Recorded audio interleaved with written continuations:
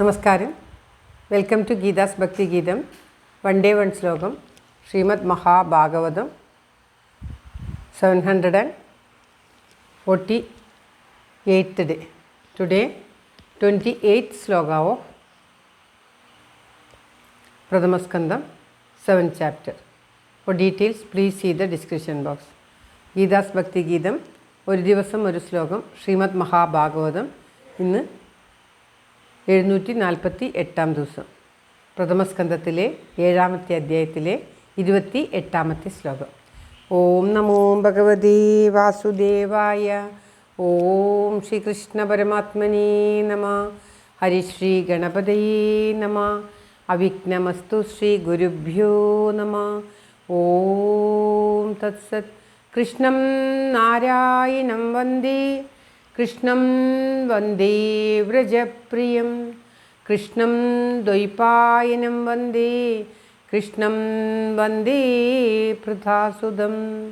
ശ്രീപരമാനന്ദനാഥനായ അദ്വൈതദീപമായി മോക്ഷേക്ഷു വൃന്ദമന്ദാരമായി കാരുണ്യവാരിധിയായി വിഭൂദേശനാം നാരായണൻ മമ മന്ദത മാറ്റണം. ഓം തത്സത്. ഓം. ശ്രീമദ് മഹാഭാഗവതം പ്രഥമസ്കന്ധത്തിലെ 7ാമത്തെ അധ്യായത്തിലെ 28ാമത്തെ ശ്ലോകം. ശ്രീകൃഷ്ണ ഭഗവാൻ തുടർന്ന് പറയുകയാണ്. നഹ്യസ്യാന്യതമം കിഞ്ചിത് അസ്ത്രം പ്രത്യവകർഷനം ജഹ്യസ്ത്രതേജ ഉന്നദ്ധം അസ്ത്രജ്ഞോ ഹ്യസ്ത്രതേജസാഃ. ഓം തത്സത്. നഹ്യസ്യാന്യതമം കിഞ്ചിത് അസ്ത്രം പ്രത്യവകർഷനം ജഹ്യസ്ത്രതേജ ഉന്നദ്ധം അസ്ത്രജ്ഞോ ഹ്യസ്ത്രതേജസാ. ഓം തത്സത്. പദം പിരിക്കേണ്ടത് നഹി അസ്യ അന്യതമം കിഞ്ചിത് അസ്ത്രം പ്രത്യവകർഷനം ജ അഹി അസ്ത്രതേജ ഉന്നദ്ധം അസ്ത്രജ്ഞോ അസിഹി അസ്ത്രതേജസ. ഹി അസ്ത്രതേജസ. ഇങ്ങനെയാണ് പദം പിരിക്കേണ്ടത്.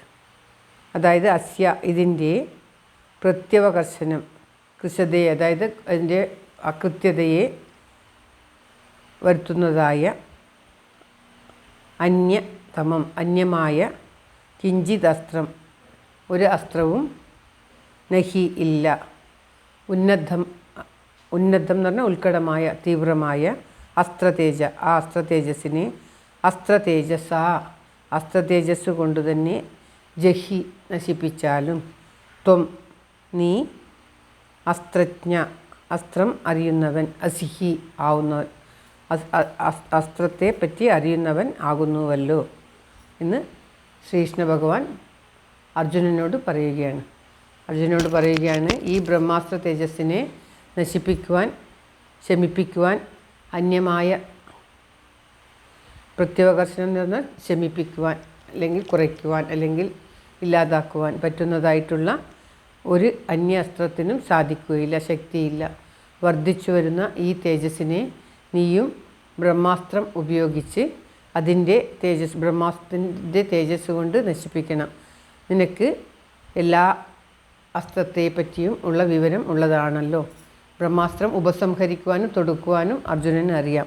അതുകൊണ്ട് നിനക്ക് അസ്ത്രങ്ങളെ പ്രയോഗിക്കാനും ഉപസംഹരിക്കാനും അറിയുന്നതുകൊണ്ട് നീ പ്രയോഗിക്കുന്ന ബ്രഹ്മാസ്ത്രം ആ അശ്വത്ഥമാവ് ഉപയോഗിച്ച ബ്രഹ്മാസ്ത്രത്തെ തന്നിൽ അടക്കി സ്വയം ഉപശമിച്ച് സ്വയം അത് അടങ്ങിക്കൊള്ളും, ഇല്ലാതായിക്കൊള്ളും. തന്നിൽ അടക്കിയ ശേഷം സ്വയമേവ ഉപശമിക്കും. അതുകൊണ്ട് നിനക്ക് ഇതൊക്കെ അറിയാമല്ലോ എന്ന് ഭഗവാൻ പറയുകയാണ്. അതുകൊണ്ട് നീ ബ്രഹ്മാസ്ത്രം പ്രയോഗിക്കൂ. എന്നിട്ട് ആ വരുന്ന ബ്രഹ്മാസ്ത്രത്തെ അതിലടക്കിയിട്ട് സ്വയമേ ആ പ്രയോഗിക്കുന്ന അസ്ത്രത്തെയും ഉപസംഹരിക്കൂ എന്ന് അർജുനനോട് പറഞ്ഞു കൊടുക്കുകയാണ് ശ്രീകൃഷ്ണൻ. ആ ബ്രഹ്മാസ്ത്രം വരുന്നത് കണ്ടപ്പോൾ എന്തസ്ത്രമാണ് എന്താണെന്നറിയാതെ ഭയപ്പെട്ട് എല്ലാം അറിയുന്ന അർജുനൻ തന്നെ ഭഗവാനെ അഭയം പ്രാപിക്കുകയാണ്. ഭഗവാനെ ഞാൻ എന്താണ് ചെയ്യേണ്ടത് എന്ന് ചോദിച്ചപ്പോൾ ഭഗവാൻ പറഞ്ഞു കൊടുക്കുകയാണ്. ആ ബ്രഹ്മാസ്ത്രത്തിനെ തടുക്കാൻ വേറെ ഒരു അസ്ത്രത്തിനും ലോകത്ത് സാധ്യമല്ല. ബ്രഹ്മാസ്ത്രത്തെ കൊണ്ട് തന്നെ നിനക്കറിയാമല്ലോ എല്ലാം. നീ ആ ബ്രഹ്മാസ്ത്രം പ്രയോഗിച്ച് ആ ബ്രഹ്മാസ്ത്രത്തെ ഇവൻ അർജുനൻ അയക്കുന്ന ബ്രഹ്മാസ്ത്രത്തിൽ അടക്കിയ ശേഷം 2 അസ്ത്രവും ഒന്നിച്ച് ഉപസംഹരിക്കുക എന്ന് പറഞ്ഞു കൊടുക്കുകയാണ്. ശ്ലോകം ഒരിക്കൽ കൂടി.